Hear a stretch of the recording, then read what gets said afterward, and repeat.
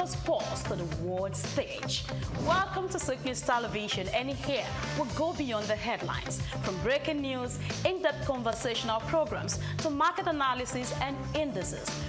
From policies affecting growth to unique documentaries, from live event coverage to bespoke productions, we'll deliver content that connects you to the world.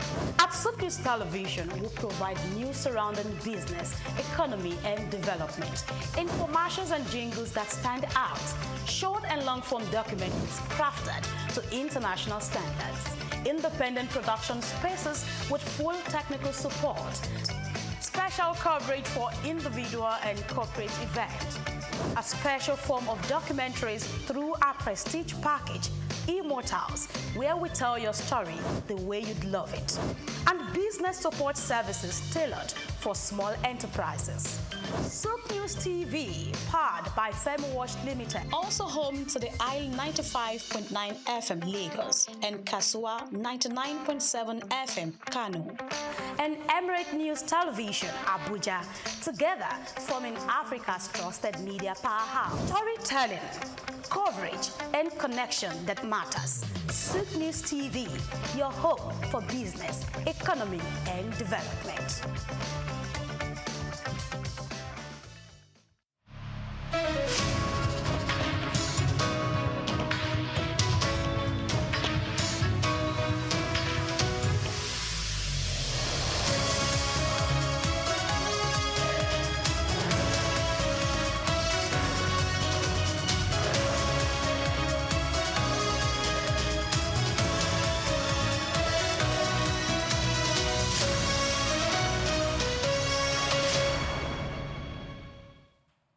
Many thanks for joining us in the World News. Now, the federal government has opened the application portal for the Students Venture Capital Grant, a program under the Renewed Hope agenda designed to provide up to 50 million naira in equity-free funding to student innovators. The initiative targets students across STEM fields of science, technology, engineering, mathematics, and medical sciences, aiming to transform student-led projects into commercially viable, high-impact ventures.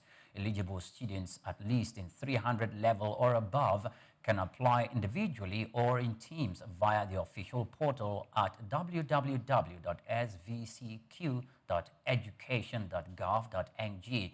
Applicant is said to gain access to mentorship, incubation programs, milestone-based funding, and one-year Google Gemini Pro licenses, empowering them with advanced AI tools to refine and scale their ventures. The Ministry of Education, partnering with the Bank of Industry, emphasizes transparency and measurable outcomes, ensuring that selected projects are market-ready and positioned for long-term growth. The initiative also includes structured stakeholder engagement with university students, leaders, and development partners to strengthen Nigeria's innovation ecosystem.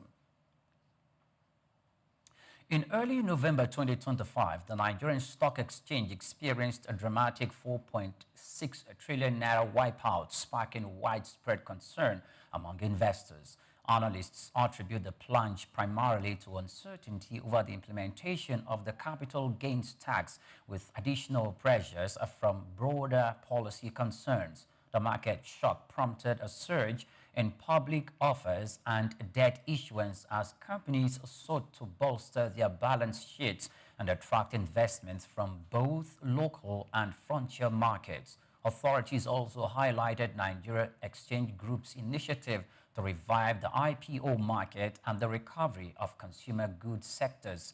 Experts noted that investor sentiment, global market influences, and technological trends are increasingly shaping market dynamics.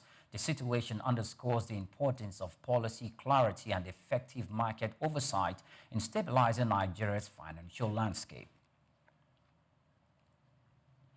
Nigeria has spent nearly $3 billion in servicing Eurobond debt across 8 quarters under President Bola Tinubu, with official data showing that interest payments alone consume 83% of the total debt. The Debt Management Office records reveal that Eurobonds accounted for up to 67% of quarterly external debt servicing at their peak, highlighting the fiscal strain created by the country's mounting exposure to high-interest commercial borrowing. Analysts warn that Nigeria is paying far more to maintain its Eurobond obligation than to reduce the principal, even as Eurobond commitment rose to over $17 billion by mid-2025. Despite the pressures, the federal government continues to tap international markets, recently raising $2.35 billion in a dual franchise Eurobond issuance that attracted record investor demand. Officials said the funds will support the 2025 budget and strengthen external reserves, while investment experts remain split over the long-term risk. Some cite investor confidence and repayment history as positives, while others caution that heavy interest burdens, exchange rate exposure, and serial refinancing cycles could escalate future fiscal vulnerabilities if economic reforms do not stay on track. Now, the Nigerian naira has shown signs of stabilization, strengthening slightly against the United States dollar. On the official foreign exchange market, the naira traded at around 1,441 naira to the dollar, while parallel market rates ranged from 1,435 naira to the dollar to 1,450 naira to the dollar. This represents 1.7% gain over the past month and 13.5% increase year-on-year. Analysts attribute the recovery to Nigeria's removal from the Financial Action Task Force grey list, improving investor confidence and boosting foreign exchange inflows. The central bank interventions, including forex liquidity injections and monetary easing, have narrowed the gap between official and parallel market rates. Despite these positive trends, challenges remain, including inflation pressures, ongoing forex demand mismatches, and global currency fluctuations.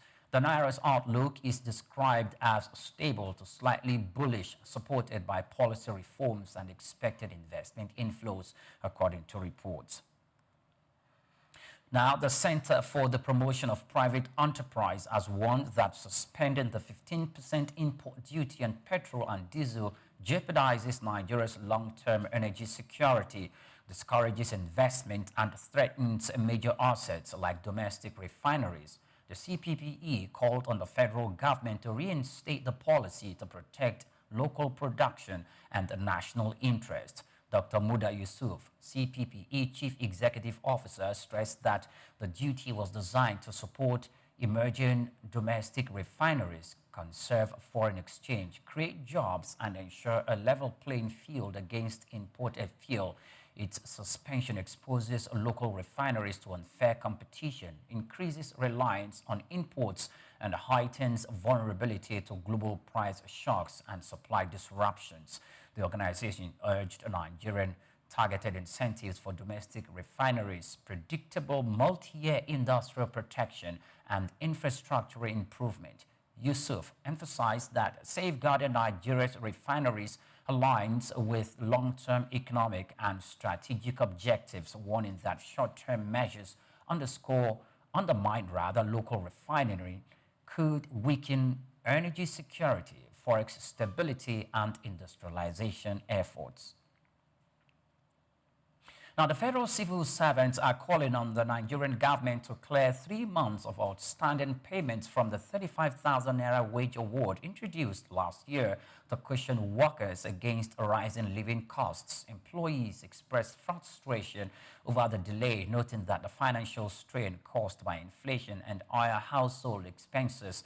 The wage award, intended as temporary relief pending a full minimum wage review, was to be paid monthly. Some workers reported that only 2 of the 5 acknowledged arrears were paid before the process stalled, leaving many anxious about meeting basic needs such as transportation, food, and school fees.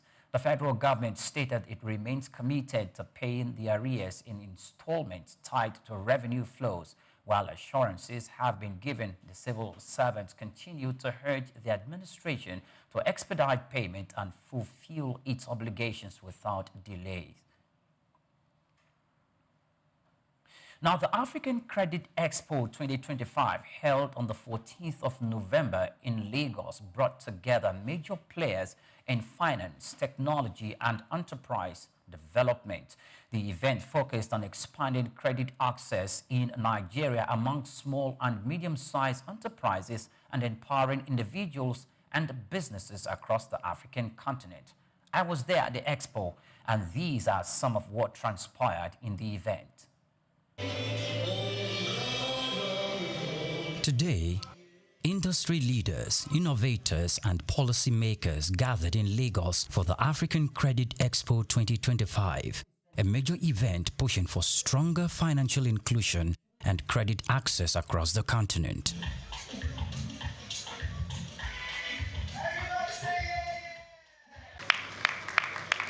Thank you for joining us. Held at the Landmark Event Center, the expo carried the theme Empowering Possibilities and brought together players in digital finance, lending, trade, and small business development. The opening session set the tone, with organizers emphasizing the expo is more than an event. It's a movement aimed at reshaping Africa's financial future. You know that Lagos is the biggest economy in Nigeria. It is the biggest in terms of human population. Lagos is a gateway to Africa. Lagos is Nigeria and Africa's pride. We are proud to be Lagosians. Thank you very much. On behalf of the Governor of Lagos State, Mr. Babajide Olusola Sanwo-Olu, and the people of this great state, I extend a warm welcome to all participants, sponsors, and organizers here present today. I acknowledge the Visionary Credit Registry, Nigeria's pioneering credit bureau. To deepen the conversation around credit access and responsible lending, the special guest of honor and founder of Credit Registry engaged with journalists on the sidelines of the event. Taiwo Ayedu, who also pioneered the Nigeria Private Credit Bureau industry and chairman of the Credit Bureau Association of Nigeria, is known to have played a key role to introducing the BVN system to the Central Bank of Nigeria and other notable reform in the Nigerian financial industry. Is to basically try to educate Nigerians and Africans eventually to have a level of financial literacy to understand the responsible use of credit. Credit is a very, very empowering tool. Before even we know what is formal credit, we've been borrowing and lending for time immemorial anyway, right? So it's not a new thing. It's just that at scale, there's a need to have systems and infrastructure in place to make credit scale, to make sure that if you're living in Agege, you can take credit in, say, Victoria Island. If you're living in Kano, you can take credit in, say, Anambra State. So information systems that we have created allows that to be possible. Allows lenders to be able to trust Nigerians so that if they understand that you have a habit of taking loans and paying back, then they're willing to give you credit, okay? And also, we want to make sure that Nigerians don't abuse credit, okay? Because if you use credit irresponsibly, it can also be very damaging. So the goal of African Credit Expo is about financial literacy. Dr. Sharif Ayedu, MD CEO of Credit Registry Comments, opened the door for a broad conversation on how technology, data, and transparency can reshape Africa's credit culture. She explained that sustainable credit growth depends on systems that help people to understand their financial behavior and make informed decisions. Her insights highlighted both the urgency and the opportunity within Africa's evolving credit landscape. We're so happy to welcome definitely the fourth estate here to the Africa Credit Expo. This is our third edition of the expo, and this expo is honestly to really live our brand promise. Our brand promise at Credit Registry is to connect, trust, and empower. And this event allows for us to connect all the various stakeholders that we do business with, from the lenders, the regulators, the individual consumers, the entrepreneurs. We bring them all together on this platform so they can trust one another and then empower each other to be able to have strong financial transactions. After the ceremony, participants dived into a full lineup of masterclasses, workshops, and seminars designed to demystify credit and provide practical knowledge on financial management, business growth, and trade opportunities. Panels also spotlighted the role of digital tools, fintech, innovation, and responsible lending in expanding economic participation.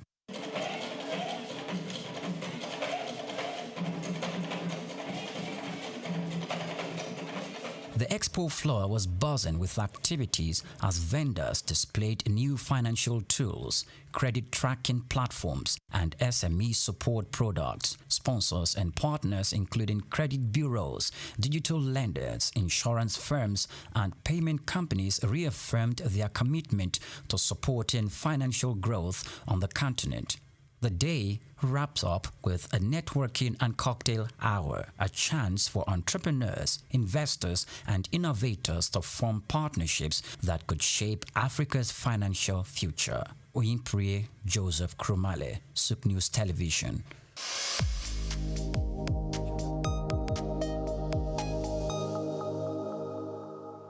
Now, still to come in the news, South Sudan Cabinet approves $1.5 billion budget for the 2025-2026 fiscal year. Bring you more of the stories after the break. Please stay with us.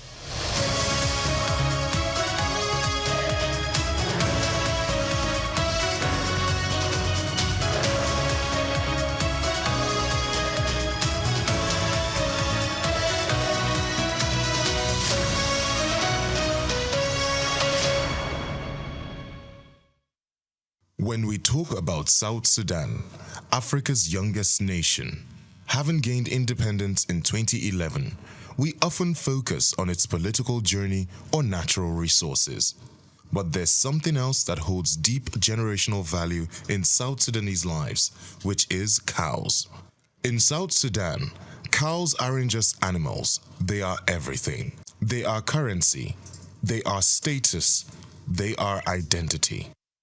Among groups like the Dinka and Nuer, a man's wealth isn't measured in cash, it's counted in cows.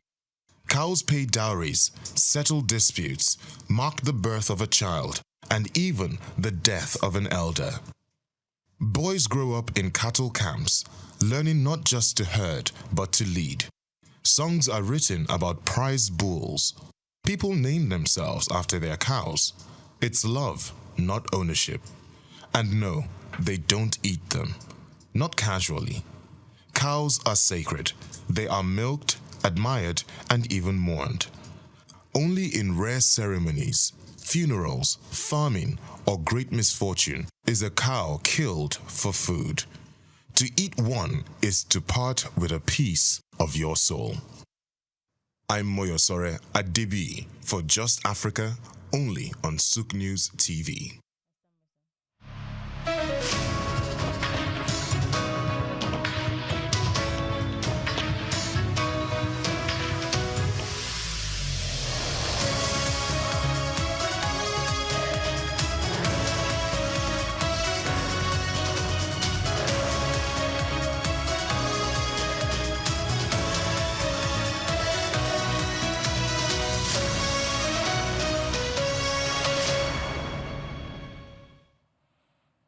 Welcome back. Many thanks for joining us in the World News. Now, a wave of African central banks is expected to lower interest rates at their final policy meetings of 2025 as inflation pressure eases.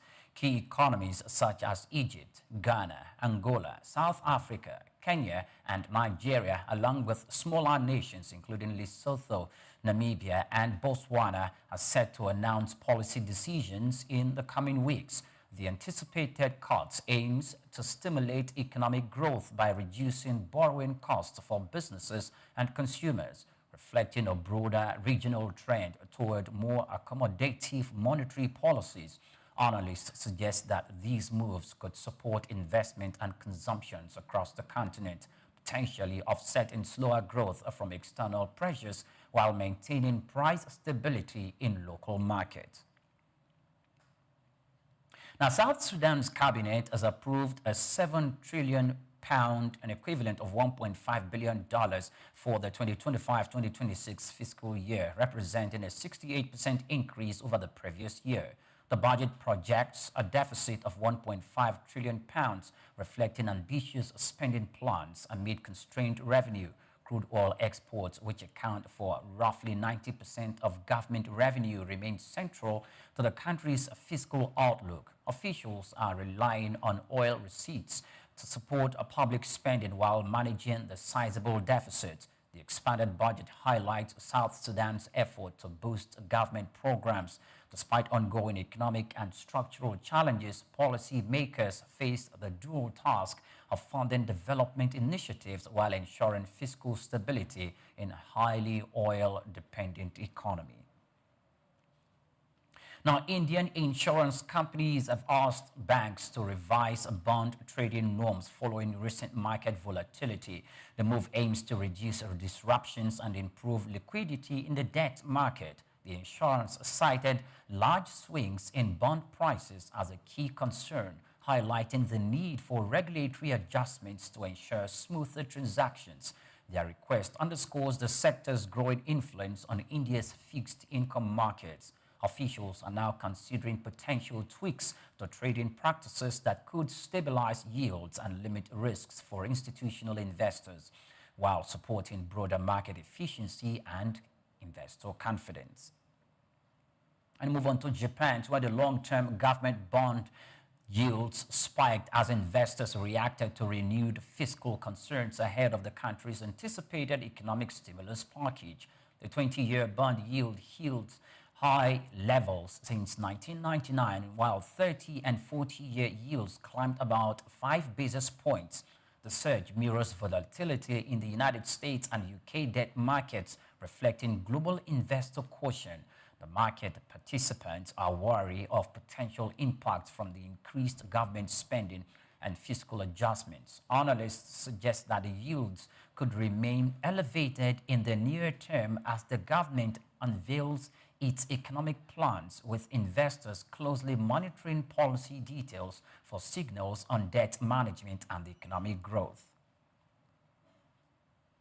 Now, India's merchandise trade deficit surged to a record $41.68 billion in October, driven by soaring gold imports and falling exports to the United States.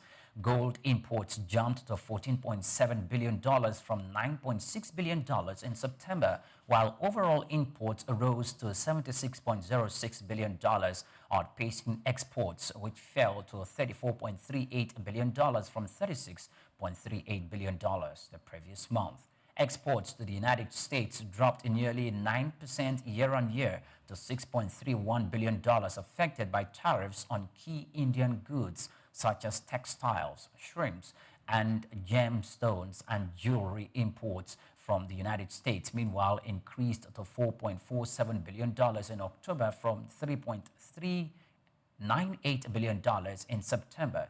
Economists had forecast a deficit of $28.8 billion, making the actual figure significantly higher than expected. The widening gap underscores the impact of ongoing trade tensions and highlights India's growing vulnerability to global tariff policies on key exports.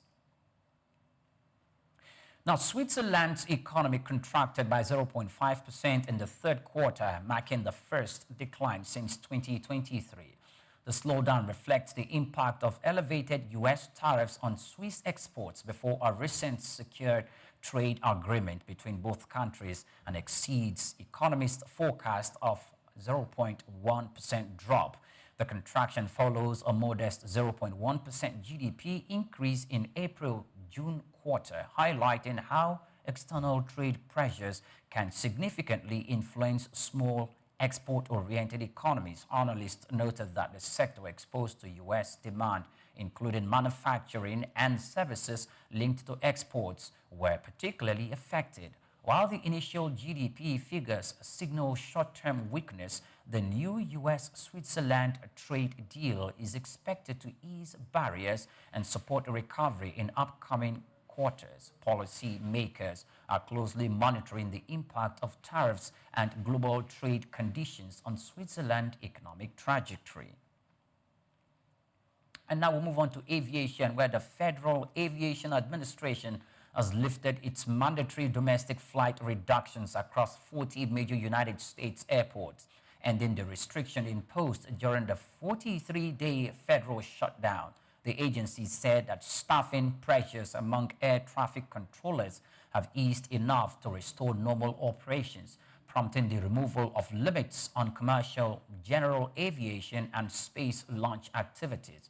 Airlines had already signaled readiness for the change, with carriers reporting no planned cancellations and Sunday's disruption rate falling to just 0.25%, far below the FAA's earlier 3 to 6% cut recruitment. The repaid stabilization follows weeks of delays caused by unpaid controllers who stopped reporting to work during the shutdown. Still, the FAA is reviewing reports that some airlines failed to comply with the emergency order and could face penalties of up to $75,000 per unauthorized flight. The agency cautioned that despite the improved conditions, the United States remains short about 3,500 air traffic controllers, leaving the system vulnerable as full operations resume.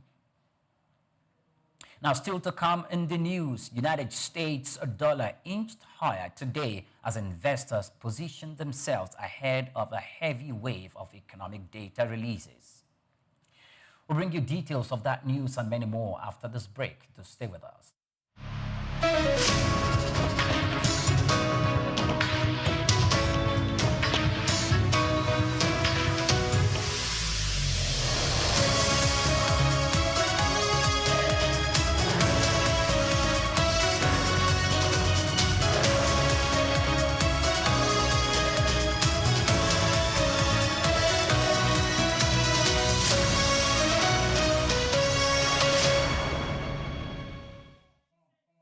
Lateef Jakande.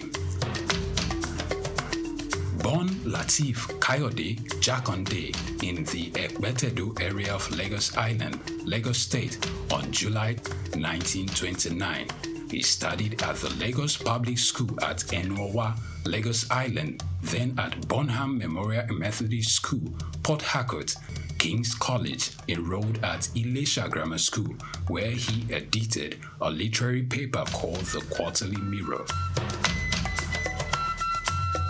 Jakande began a career in journalism in 1949 with the Daily Service and joined the Nigerian Tribune in 1953. The owner, Chief Obafemi Awolowo, appointed Jakande editor-in-chief of the Tribune in 1956. Jakande established John West Publications in 1975 after leaving Tribune and began to publish the Lagos News. He served as the first president of the Newspaper Proprietors Association of Nigeria, NPAN.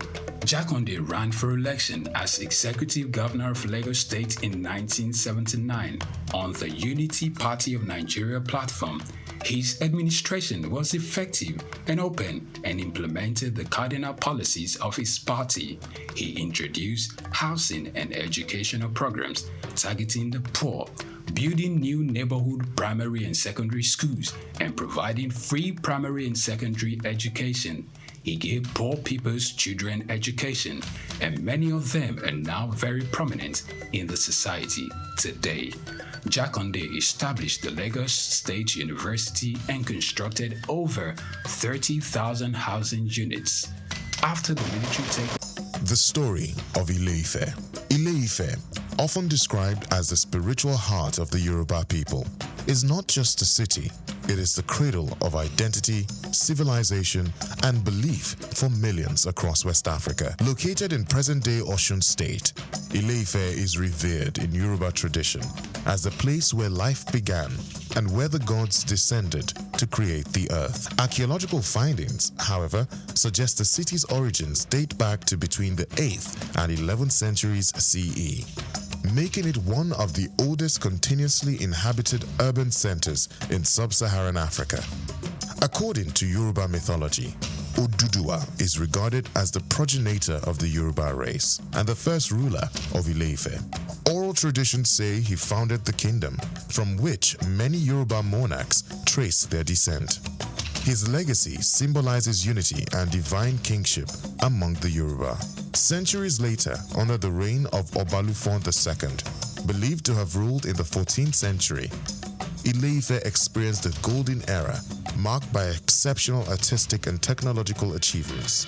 This period produced the world-famous Ife bronze and terracotta heads, celebrated for their realism and craftsmanship.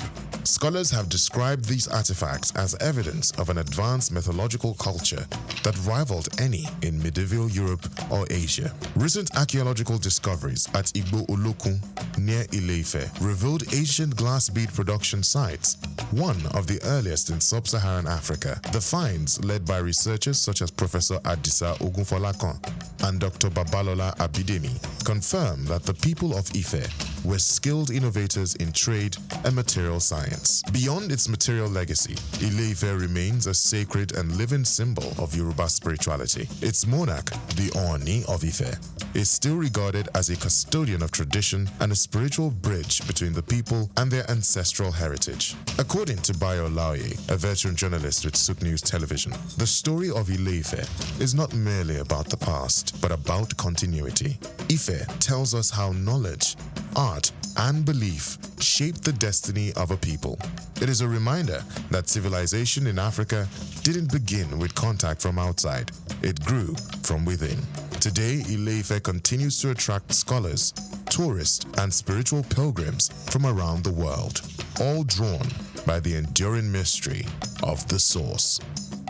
I'm Moyosore Adebi for Sook News TV.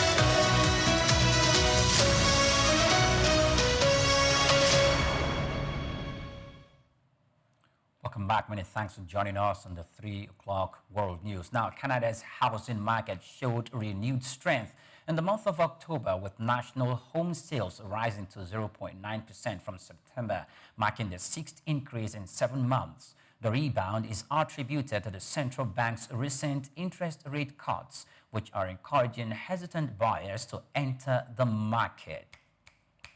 The benchmark price of a home increased to 0.2% on a seasonally adjusted basis, supported by a decline in new listings. This combination of rising demand and limited supply helped stabilize prices after months of slower growth. Market analysts note that continued policy support and lower borrowing costs could sustain the momentum, although affordability challenges remain for many prospective buyers, particularly in major urban centers like Toronto and Vancouver. The United States dollar inched higher earlier today as investors positioned themselves ahead of the heavy wave of economic data releases set to clarify the Federal Reserve's December interest rate outlook. The currency strengthened after more than 40 days of limited economic information due to the government shutdown, while traders cautiously assessed United States President Donald Trump's reversal of the tariffs on over 200 food products. Sterling weakened amid uncertainty surrounding the United Kingdom government's upcoming November 26 budget as investors reacted to reports indicating no planned increase in income tax rates. Meanwhile, the safe haven Swiss African franc eased from a one-month high, and the yen hovered near 155 per dollar as market watched for potential intervention by Japanese authorities. Now, despite concerns over slowing private sector activity in the United States, traders have scaled back expectations of a December rate cut, pricing in just over a 40% probability. Analysts note that speculative unwinding of long dollar position has contributed to recent volatility, with this week's non-farm payroll reports expected to drive renewed market direction. Now, several major U.S. hedge funds trimmed holdings in the Magnificent Seven technology stocks, including NVIDIA, Amazon, Alphabet, and Meta during the third quarter, shifting their focus to sectors such as application software, e-commerce, and payments. The move follows a cooling of AI-driven valuations that had previously boosted big tech optimism. Bridgewater's Association notably cut its NVIDIA stake by nearly 2/3 and halved its Alphabet holdings, while Discovery Capital initiated new positions in Alphabet, Cleveland Cliffs, and health insurers Tiger Global and Lone Pine Capital also reduced their exposure to Meta platforms. Now, despite these shifts, broader markets rose, with S&P 500 up about 8% and the Nasdaq 100 up by 9% during the quarter. Analysts note that these filings, while backward-looking, offer as a snapshot of institutional positioning and signal hedge funds' growing caution amid volatile tech valuation. Now, oil traders remain unconvinced that OPEC Plus will cut production next year, despite forecasts of a global supply surplus that could further depress prices. A survey of 25 brokers and analysts shows that nearly 2/3 expect the group to maintain output levels. Less than a third of respondents anticipate any supply reductions, marking the first time in over 2 years that OPEC Plus might not intervene to balance the market. Traders are closely watching the group's next decision amid persistent oversupply concerns.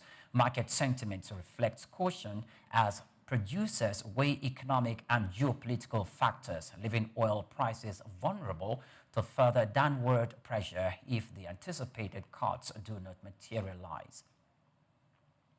And in the world of sports, President Bola Tinubu has commended the Super Eagles for their efforts in the 2026 FIFA World Cup qualifiers, despite losing to DRC Congo in penalty shootout.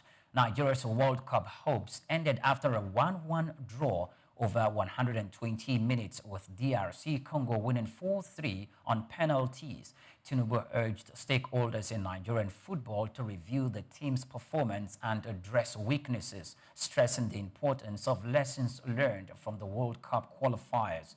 He encouraged administrators, players, and supporters to focus on preparation for the upcoming African Cup of Nations in Morocco, scheduled for January-February 2026. The president highlighted the team's resilience and commitment, calling on Nigerians to continue supporting the Super Eagles as they seek to regain continental glory at AFCON.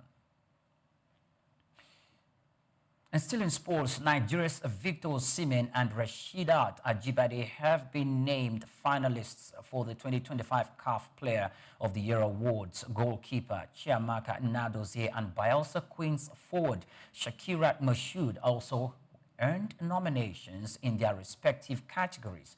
Osimhen, playing for Galatasaray, competes with Mohamed Salah and Achraf Hakimi for the men's award. Ajibade, who led the Super Falcons to their 10th WAFCON title, is in the top 3 for the Women's Player of the Year award, alongside Morocco's Ghislaine Chebak and Sana Msoudi.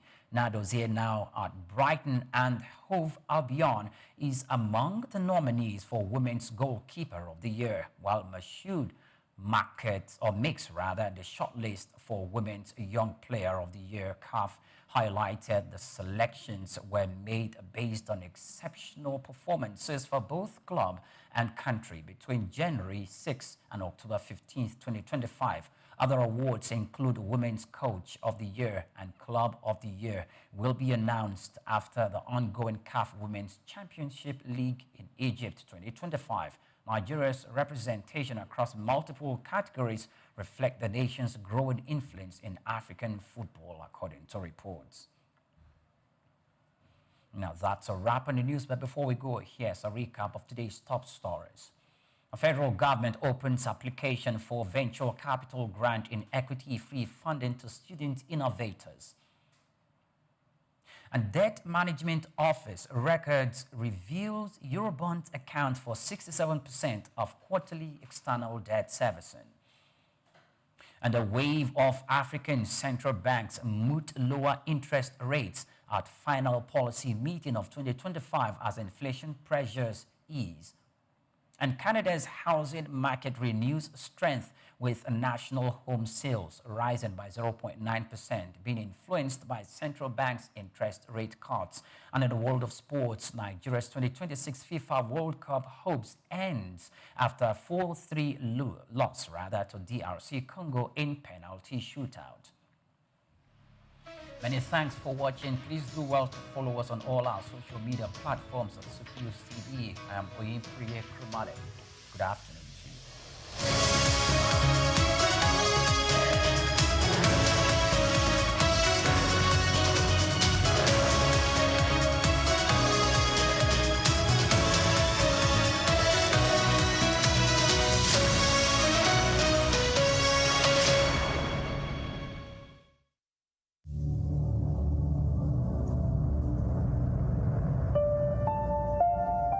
It begins with the ordinary. A shopper walks into a supermarket, picks a product from the shelf, marked 2,000 naira, and gets to the counter only to be told it costs 2,400 naira. To most Nigerians, it's just another frustrating moment at the checkout. But to the Federal Competition and Consumer Protection Commission, FCCPC, it's a violation, one that captures the complex realities of consumer rights and fair competition in Nigeria's fast-moving consumer goods sector. Between March and August 2025, the FCCPC recorded 1,543 consumer complaints within the FMCG sector, the second highest across all industries during that period. The complaints range from deceptive marketing and product defects to poor disclosure of terms and delayed complaint resolution. The FMCG industry, known for its quick turnover and intense price sensitivity, remains one of Nigeria's most competitive sectors. Yet, beneath its vibrancy lies a network of compliance hurdles and market pressure points. Bayo Olaoye notes in this special report that the FCCPC continues to face tough challenges in maintaining balance between regulation and market realities. He explains that some trade associations allegedly adopt restrictive practices such as uniform pricing, high membership fees, and entry barriers, which can distort fair competition if unchecked. In one notable case, he recalls, the FCCPC sealed a supermarket in Abuja in February 2024 after discovering discrepancies between displayed prices and checkout charges, a clear case of deceptive pricing. According to Olaoye's analysis, Nigeria's Federal Competition and Consumer Protection Act, FCCPA 2018, provides the strongest legal foundation for consumer rights protection in the country. The Act guarantees the right to safety, requiring that all goods and services sold to the public be safe for ordinary use. Unsafe products must be withdrawn immediately once identified. It also guarantees the right to information, ensuring that consumers receive accurate details about price, composition, quantity, and use conditions before purchase. Where goods turn out defective, the consumer is entitled to repair, replacement, or refund. Sections of the FCCPA further prohibit false representation, bait advertising, and exaggerated claims, with sanctions reaching up to 10% of a company's annual turnover. Olaoye points out that state agencies such as LASCOPA complement FCCPC's efforts, helping consumers access information, redress, and awareness of their rights. Despite these laws, FMCG companies operate under immense economic strain. Rising inflation, forex shortages, and unpredictable input costs have made compliance increasingly difficult. Several multinationals have either scaled down or exited the Nigerian market, citing high operating costs and regulatory pressures.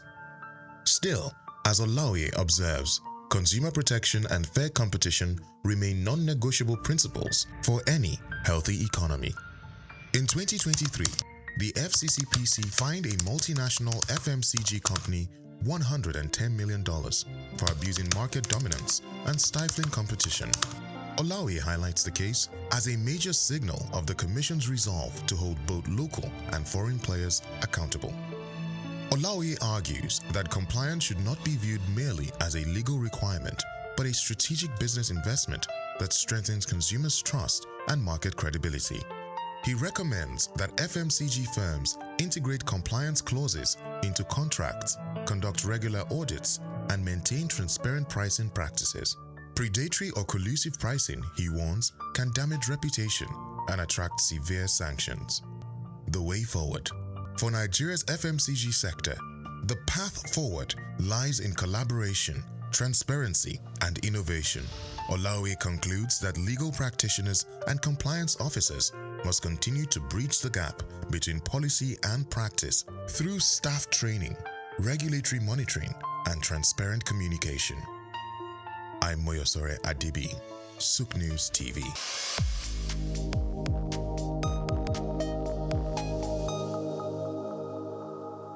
Cashew nuts, ranked among Ivory Coast top cash crops, play a crucial role in the country's economy, generating substantial revenue and supporting livelihoods across the country. As the world's leading exporter of raw cashew nuts, Ivory Coast contributes an estimated $800 million annually to its economy and also serves as a vital source of income for over 410,000 families, particularly in rural areas where few other opportunities exist. Cashew trees flourish in Ivory Coast northern regions, including Bondukau and Savannah, known for its high-quality nuts and extensive plantations, just as Worondogu and Bagwe in the north central and northwest are also emerging as key producers. These regions not only drive Ivory Coast cashew production, but also support local livelihoods and economic growth. However, the country with over 29 million citizens is yet to fully realize the potential of its cashew industry. Despite being the top producer, the country processes only 7% of its cashew domestically, resulting in lost opportunities for value addition and job creation. Specifically, a recent data reveals that only 22% of the country's cashew nut output was processed domestically in 2023, even as the volatility of global cashew prices poses risks to farmers' income and overall economic stability. Concerns also arise regarding labor practices in some cashew farms and the environmental impact of deforestation for new plantations. To address these challenges and maximize the benefit of its cashew industry, Ivory Coast must focus on key strategies moving forward. These include investing in local processing facilities to boost job creation, export value, and farmers' incomes. Furthermore, the Ivorian government body overseeing the cashew sector, ARECA, must promote fair trade practices and ethical sourcing to ensure better prices for farmers and improve working conditions.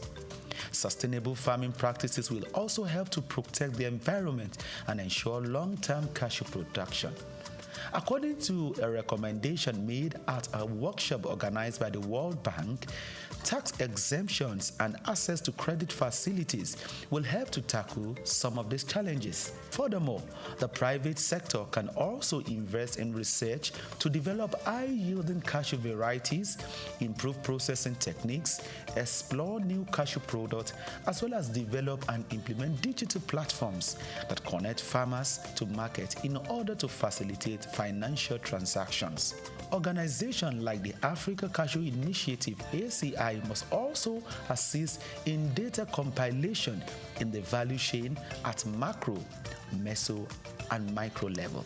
By addressing this and harnessing its cashew potential, the country can further enhance its economy and build a more sustainable future for its citizens. Israel Adeyemi reporting.